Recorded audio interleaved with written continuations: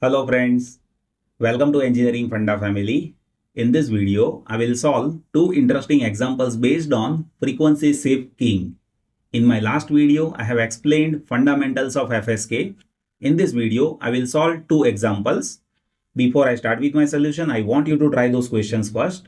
Later, you can check for the solution in this video itself. So this is question number 1. Freeze the video and try it by your own. And this is question number 2. Freeze the video and try it by your own. I hope you might have tried all those questions.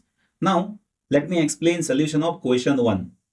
See, in question 1, we are transmitting data 3 bits at a time. Here bitrate is also given, that is 3 Mbps. The carrier frequency is 10 megahertz.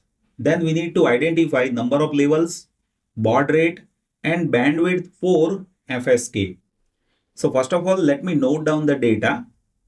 See, here we are transmitting 3 bits at a time. What it means? Here small n is given, that is 3. Here bitrate is 3 Mbps. So capital R, that is bitrate, that is 3 Mbps, that is given to us. Carrier frequency is also given. Carrier frequency FC is 10 megahertz. So first of all, we need to understand number of levels. See, number of levels that can be identified based on bits per symbol, that is 2 to the power n. Here n is 3. So number of levels are 8. Right.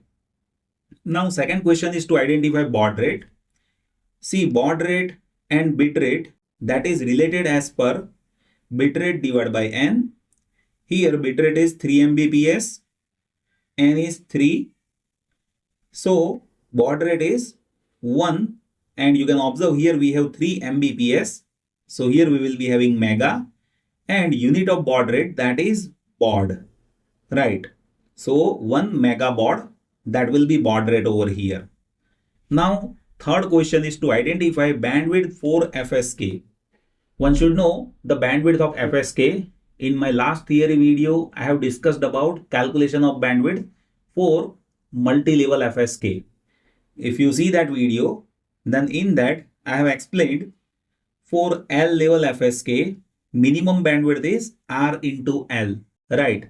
That I have derived in my theory video.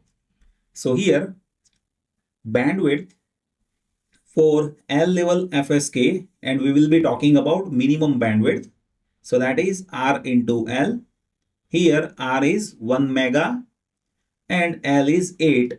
So we'll be having minimum bandwidth, that is 8 megahertz, right? So that is how one can understand simple question based on frequency shift keying.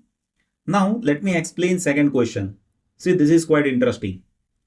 Here in this question, we have a available bandwidth of 100 kilohertz. That is there from 200 kilohertz to 300 kilohertz. If we modulate our data using binary FSK, so here we are considering binary FSK, that is very essential. You need to note it down. Here roll-off factor that is given, that is 1.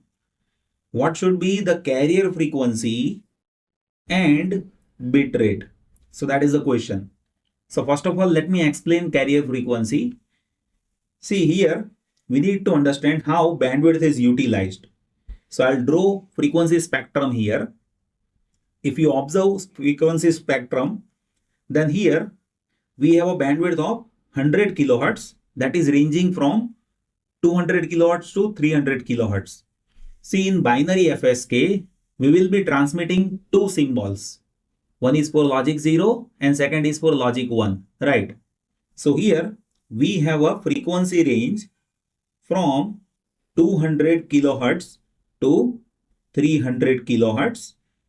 Here, see, symbol for logic 0, that will be having band like this, and for symbol of logic 1, that will be like this, right? So center will be a carrier of logic 0, and over here center will be for logic 1. So here, if you talk about center over here, then here we have 250 kilohertz, and for logic 0, if I say my carrier is FC0, So that has to be 200 plus 250 divided by 2. So that will be 225 kilohertz. And if you talk about logic 1, then for logic 1, if I say my carrier is FC1, so that will be 250 plus 300 divided by 2. That has to be 275 kilohertz. So here carrier frequency, that is based on which symbol that we are transmitting in case of FSK, right? Now let me explain bitrate calculation that one can understand based on bandwidth equation. Let me explain that equation first. See, if you talk about bandwidth of FSK, then that is 1 plus alpha into R plus 2 delta F. Now you need to understand what is 2 delta F. See, alpha is roll-off factor that is given in question, that is 1, right? So here we need to understand what is 2 delta F, and based on that one can understand R, right? See, 2 delta F, that is this spacing between two symbols in case of binary FSK. And what is this spacing? 275 minus 225, that is 50, right? So this 2 delta F is 50. See, in total bandwidth of this binary FSK that is given in question, that is 100 kilohertz, that is ranging from 200 kilohertz to 300 kilohertz. So that is 100. Here 1 plus alpha, where alpha is roll-off factor, that is 1. R is baud rate, and 2 delta F, that is this much, that is 50 kilohertz, that is 2 delta F, right? So here we need to understand what is small r first. So here, see, 100 minus 50 divided by 2, that will be small r. So that will be 50 by 2 means 25, and these units are there in terms of kilo. So this will be kilo baud, right?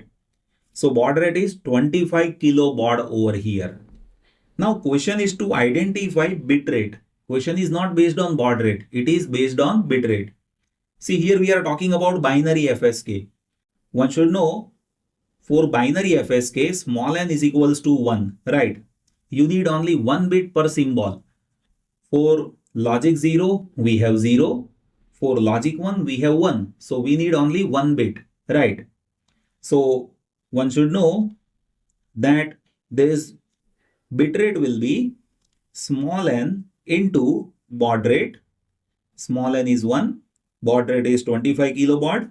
So bitrate will be 25 kbps, right? So that is how one can understand questions based on frequency shift keying. I hope now you are having fair enough idea about how to solve questions based on frequency shift keying. Still, if you have any confusion, just go through my last video based on fundamentals of FSK, where I have explained all the calculations. Based on that, one can easily understand how to solve questions based on frequency shift keying. Still, if you have any confusion, just place that in comment section. I'll be happy to help you. Thank you so much for watching this video.